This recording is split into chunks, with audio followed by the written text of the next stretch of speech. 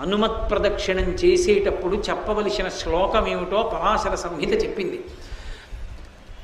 ఆయన దగ్గరికి వెళ్ళినప్పుడు ఆంజనేయం మహావీరం బ్రహ్మ విష్ణు శివాత్మకం తరుణార్క ప్రభం శాంతం ఆంజనేయం నమామ్యహం అంటూ తిరగాలి పరమ మౌనంతో. ఆ శ్లోకం ఒక్కటి చదువుకుంటూ గర్భిణీ స్త్రీ ఎలా తిరుగుతుందో అలా తిరగాలి. కనీసంలో కనీసం హనుమ జయంతి నాడు 3 మాటలు తిరగాలి. కనీస ధర్మం అది. 3 మాటలు తిరగాలి. 3 మాటలు తిరిగేటప్పుడు ప్రతిసారి తిరిగి వచ్చి ఒక చోట ఆగి శ్లోకం చెప్పి మళ్ళీ తిరగాలి ప్రదక్షిణంగా.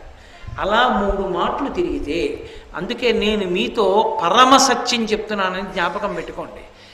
ఎంత ఉద్వేగభరితమైన పరిస్థితుల్లో, ఎంత కష్టంలో ఉండనివ్వండి, హనుమత్ ప్రదక్షిణాలు చేస్తే మనస్సుకి శాంతి కలుగుతుంది.